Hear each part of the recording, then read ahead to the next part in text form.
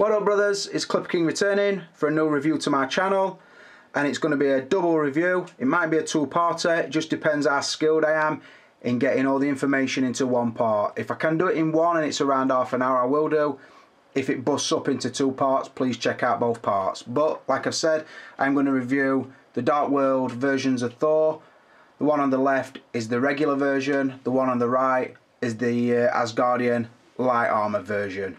I'm going to tell you about the differences. I am going to get you some poses as usual, and I'm going to score it up from the 7 categories that I would normally do. So we'll crack straight on, and first things first, I'm going to give a massive shout out to Anthony Sang, the guy who sent me this. If you watched the video previous to this, was called Today's Haul, where I basically showed 4 figures and a little cheeky freebie that he sent me. He also sent me the Zod, and I've just wanted to give a massive shout out and just say for you guys, if you do want to pick up these figures or any more recent figures or any hard to find figures, if all else fails and you need a man who can, I suggest you talk to Anthony. I will put his link below this video, and if you sort of a friend with me on Facebook, you will have seen some links around the place. So yeah, massive shout out to him because he got me these fast, morning of release. Pretty much text him, can you get hold of them today, can you send them me today, how much, work me a price out. I agreed, sent the money, done, dusted, off it went. He posted it Thursday morning, I believe, Hong Kong time, and it arrived here Tuesday morning UK time, so buzzing to have them. Right, so massive thanks to the guy. Now let's roll on and get some scores on the doors and talk about these figures. First and foremost, you can see the posers, they're straight out the box. I've took all the packaging, all the wrappings off them, and just basically plonked on, not even put them on a stand. They do come with the fisted hands on, so I've left those on, sort of straightened the capes up best as I can. I've just stood both versions up and just rolling straight on. So, both looking sweet. I will say as well at this point, I have sold the Avengers version of Thor, so there will be no comparison to that, but I will tell you to start with, these versions have stepped up from that one, like the Avengers version stepped up from the Thor 1 version. It is probably about the same step forward again, and obviously through the review that will become a lot clearer. So, let's talk about the source material. I will say I went to see the Dark World at the pictures, and I really did enjoy it. That's both versions of Thor I actually enjoyed. Like I said before, I'm always reluctant to score the superhero films very highly because sort of as you've watched them, you probably get them on Blu-ray and then you forget about them. But yeah, I did like this film. I quite enjoyed it. I think they're a good mixture of action, humour, story, character. Really good.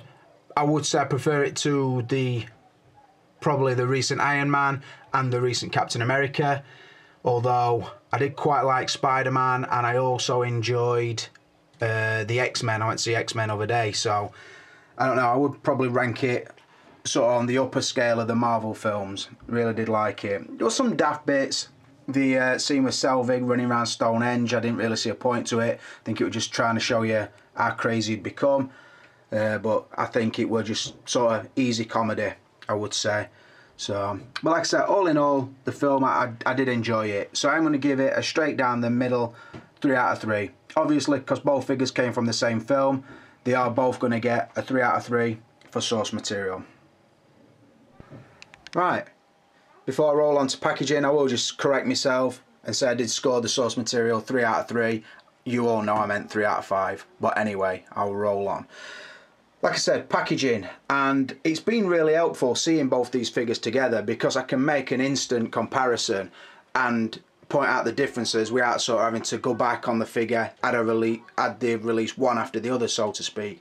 So for example, there is differences in the packaging, not only the size but slight change on the design, which I think is a really nice touch, and I would commend Hot Toys for it. But let's talk about the in generals. As you can see, both figures have got a really metallic look, and if you look at the shape of the box, it is actually the armour from above. As you can see, that is what it resembles. Most of you have figured that out on your own. You don't need Uncle Clipper to tell you that, but some of you you need your information spoon-fed, so I'll bear that in mind. The one at the front, the MMS 24, is the regular version, so the general release, I suppose. As you can see, the surround of it, if I show you this, it's like a glittered effect, so it's always going to catch the light.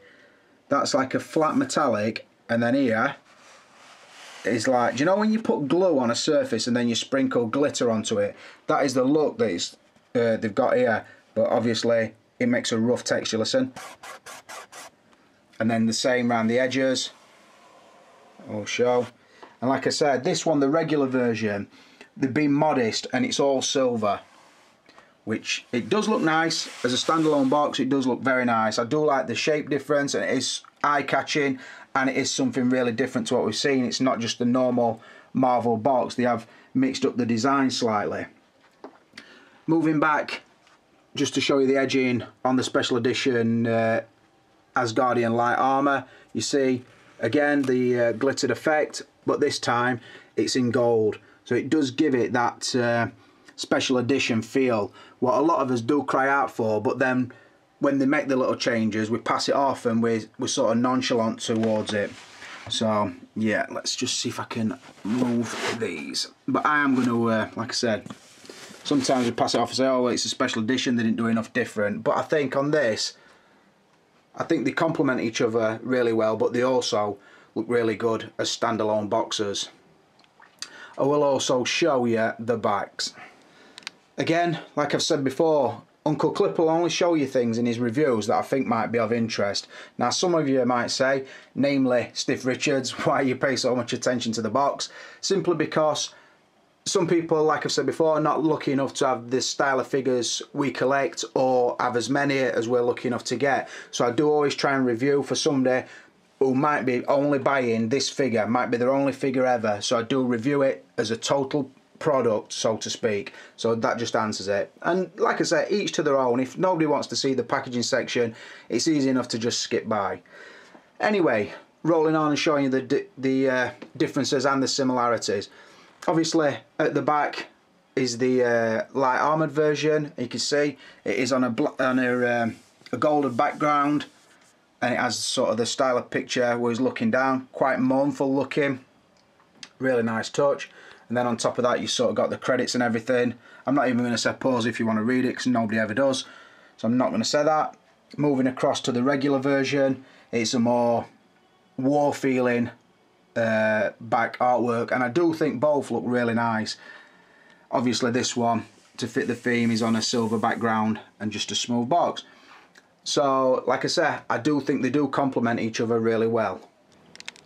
And again, on the left hand side is the light armor version, and on the right hand side is the regular version, just to demonstrate the size difference in the box. Obviously as well, because of the depth difference, when they came, the light version is a lot heavier, simply because the large base is in the bottom of the light armoured version.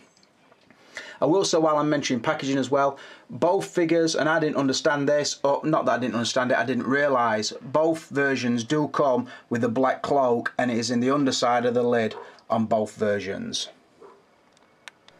And last but not least, the inlay sheets are sort of cut to the shape, and they lift out like that. And I will say, it is just basically the credits, but then you get a cartoon style or a stylized version of Thor in a power pose on the regular version, and then sort of an upright turning pose on the light armor version. Obviously he's not got his armor on his sleeves. So yeah, really nice touch. Like I said, I'm really glad I saw both boxes together, because I'm able to point out to you the differences. I don't know which version you've ordered, if any, or if you've ordered both, you might not realise these things, so I did want to explain them. Get some scores on it. I am going to give the regular version a 4 out of 5, simply because I think it's a step up from the normal slipcover box, or sort of the wrap round cover box and things we haven't seen. The shape change, the sort of the shiny appeal and the different artwork, and so to speak. And like I said, I might not have realised that if I'd not got both versions, but I am going to give that a 4 out of 5. On the special edition one, the light armour, I'm going to give that a 5 out of 5, simply because I think that they've gone that extra yard just to make you realise you are going to be paying more money for this one. This one is going to be more sought after, but this is how we've stepped it up from the regular version. So like I said, a 4 out of 5 on the regular version, a 5 out of 5 on the special edition. Right, let's move on to the likeness. And it's pretty much a 2 for 1 here, because I've looked and looked, and I do honestly feel that both head sculpts are exactly the same. There might be very, very slight differences paint-wise, or I don't know, it's a more glossy looking eye or whatever, but in essence they are both the same sculpt, and I don't think that's a bad thing, because the fact that they've got the same head sculpt, they're not dictating to you that you've got to have both versions. You pick the one you like, outfit-wise, basically, and that's the one you go with. You're all getting the same head sculpt. I think had they have done 2 different head sculpts, then you would have had people buying one version and trying to get hold of the other head sculpt, and so on and so forth. I will also say, I do personally think it is the best Thor head sculpt to date.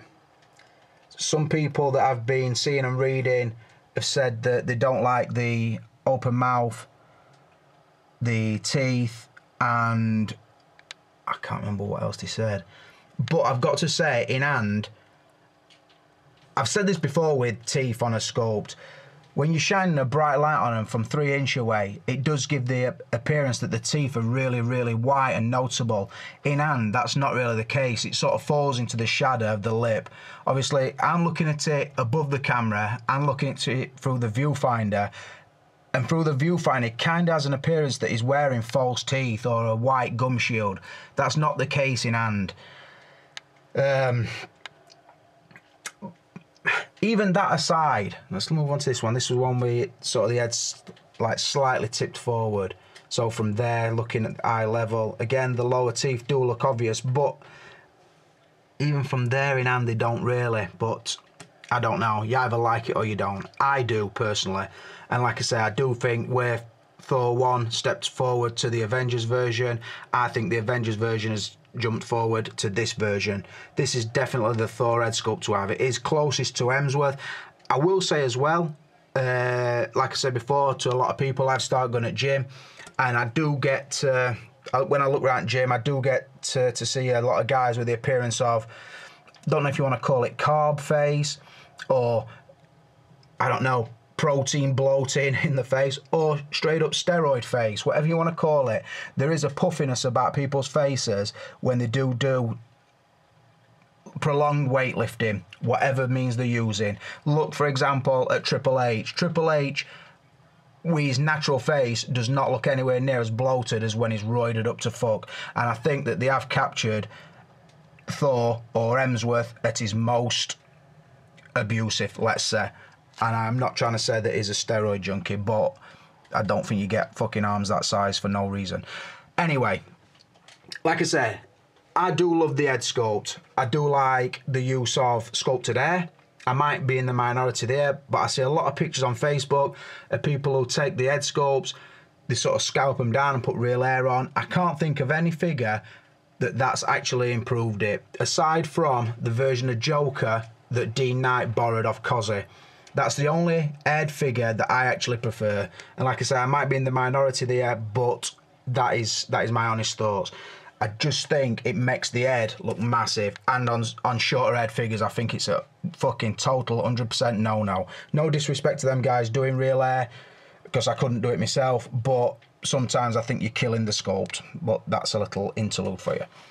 We'll move this version round, show you the hair. The lower section of the hair is soft like the Avengers version, so it will sort of drape over the cape. A lot of detail through the hair, as you can see, the braids and the ponytail and all that. Then you can see you've got the sort of 2 strands hanging down there, which I will say on the pictures did look like worms to me, and I thought I don't like them at all, I might be cutting them off. But again, in hand, it does make it look really natural and gives the hair sort of flow. So yeah, I will say as well, a little tip on that, if you do leave it in a position for any length of time, the hair will sort of sculpt to the shape of the shoulders, and then you turn him into another position and one part of hair will be stuck up. It don't look natural. All you need to do dip the lower section of the hair in a cup of water, warm water, put it back on, dry it, put it back on the sculpt, and it will then bend again to the shape of the new pose. So, yeah. So like I said, all in all, I do love the sculpts on both figures. It is the same sculpt, and I really like it. So I'm going to give it a 5 out of 5. I think if they do keep stepping these Avengers forward like they are doing, then eventually, in about 5 years' time, we'll have 20 versions of each, and that one will be the perfect one to have. But as of today, these are the best head sculptures of Thor that I've seen.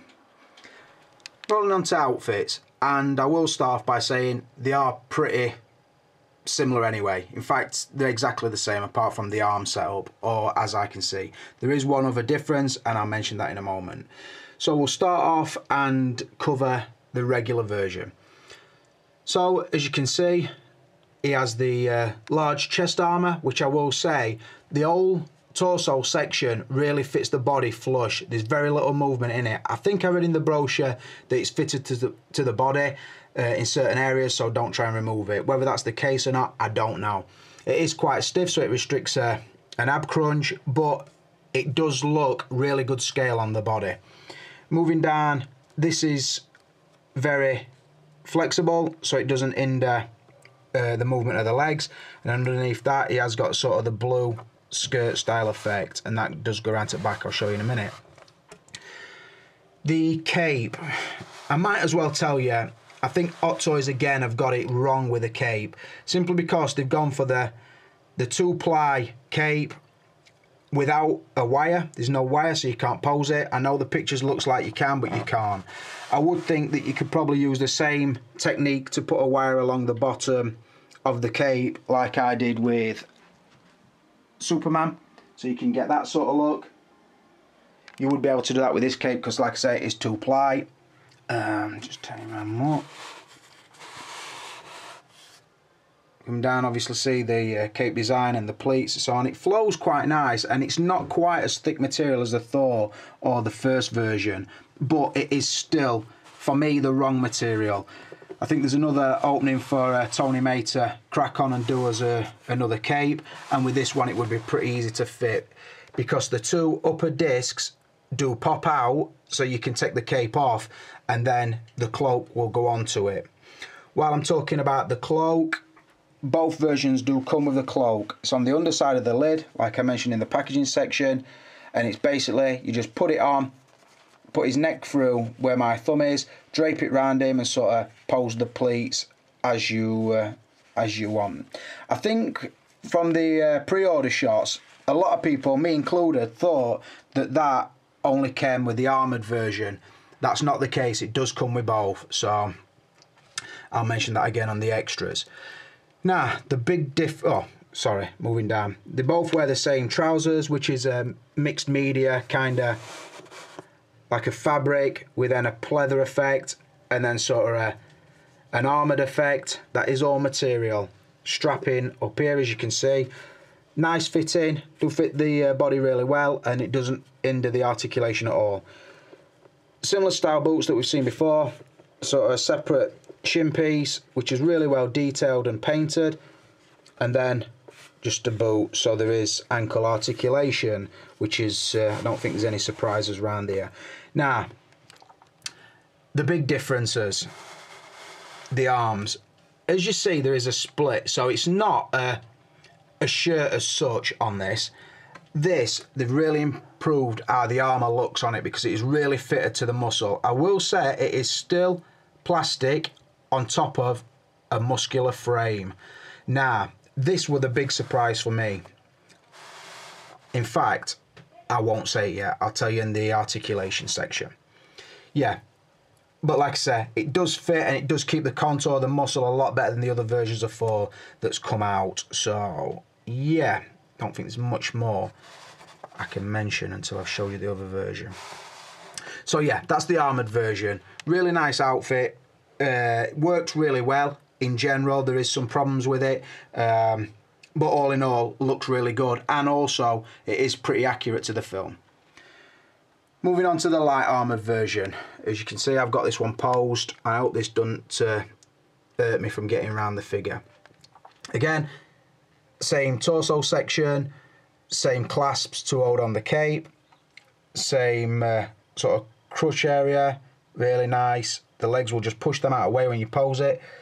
Looking from around here, you see the blue skirt, underskirt sort of thing goes down around the back. Same trousers, same boots, so on and so forth. Like I said, on both versions, the torso plates do fit really well. Same with the gauntlets. Because there's no cloth underneath them this time, they do sit in place really well, and they're not as fucking fiddly feeling as they used to do. It's a different design. Now, first difference I noticed straight away. If you look at the cape on the light armoured version, I'll turn it around a touch. This one, again, is 2-ply and the wrong material for me, but, and I don't know if this camera will pick it up, this one is weathered. The bottom section of the cape gets really dark, or a lot darker, so like a dark staining where it's been dragging along the floor. I did like that because it sort of gives it that degree of realism that this version doesn't have. This one's spotless clean. It's like unweathered at all.